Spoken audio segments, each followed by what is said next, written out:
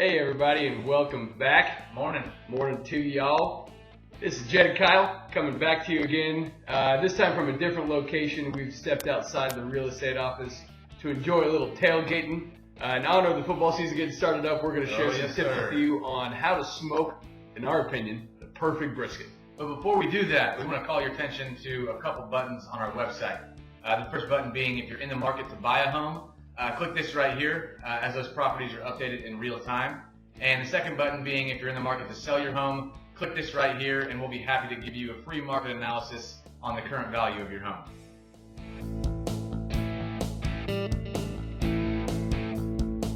Alright guys, so here we are coming at you bright and early. The sun is not quite up yet, but the two hardest working realtors in Austin are. Definitely. Obviously. So what we're going to do is kind of go over a checklist on the basic items you need to get this baby started, and then kind of talk more about the process. So Jed, why don't you take it away on kind of what they need to start? Be happy to, Kyle. All right, to smoke a brisket, you're going to need some basic items. We want to just quickly touch base on what those are. Obviously, you're going to need a smoker. You're going to need a heat source. You're going to need a brisket itself. I recommend a nice large cutting board for later on in the process as well. Good handy knife. You're going to want a good digital thermometer. That way you can maintain the grill at the temperature as well as the meat as we're moving along. You're going to need some tin foil, some heavy duty wrap along the way, and then you're going to get a nice good dry rub that you're going to need to coat the brisket and get it going. So those are some of the basic items. What we've done here now, we've had this brisket marinating for about a little over 24 hours.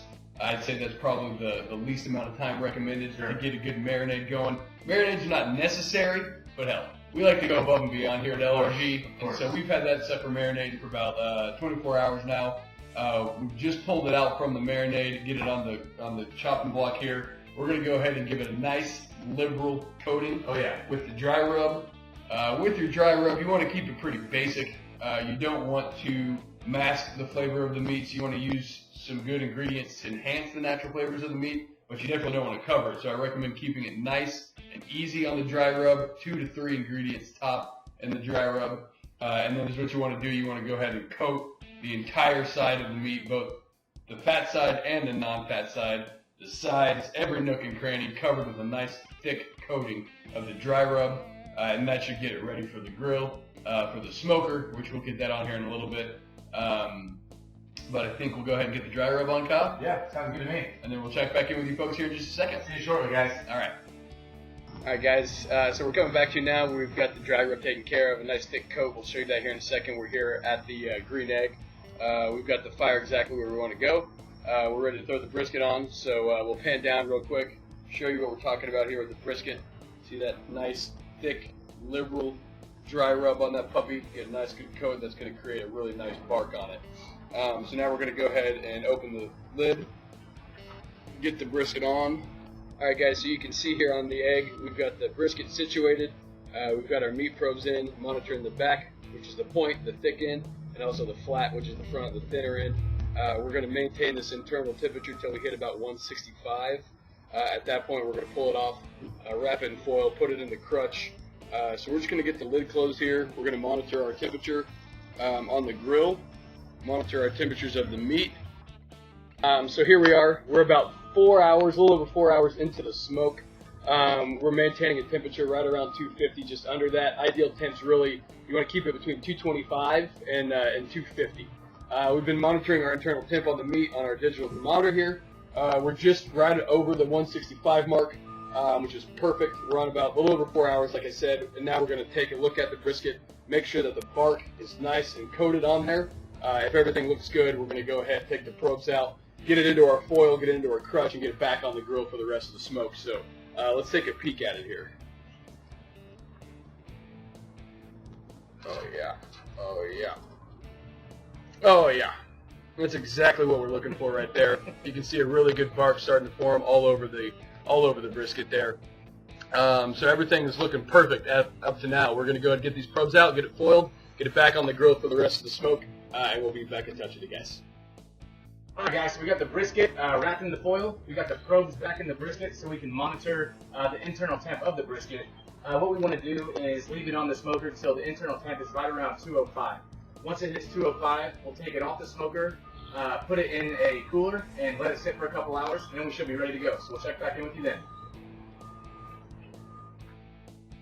Alright guys, so we finally reached that desired internal temp of about 203 degrees. So what we're going to do now is take the probes out, take the brisket off and wrap it nice and tightly in a towel, and then put it in a Yeti for about 2.5 to 3 hours. It'll still cook a little bit and the juices will still continue to flow. So after about that 2.5 to 3 hour mark, we're going to pop it out, and after that we get to cut into it and see how we did. Alright everybody, we are here with our final finished product. What is sure to be a tasty and tender brisket. We've had it sitting in the Yeti for about 2.5 hours or so, kind of cooling down, finishing the cooking job, finishing the cooking process. So we have it laid out on our cutting board here, ready to start slicing. My tip to you would be to only slice what you're going to eat and leave the rest of the brisket full, get it wrapped back up, that way it stays nice and moist.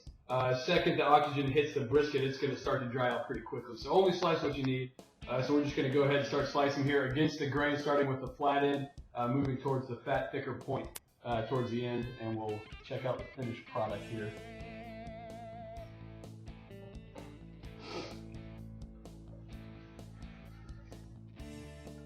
Go with a couple slices there. Came apart pretty easy there, nice and smooth. We'll jump in here for a taste test, and that is it. That is how you smoke the perfect brisket.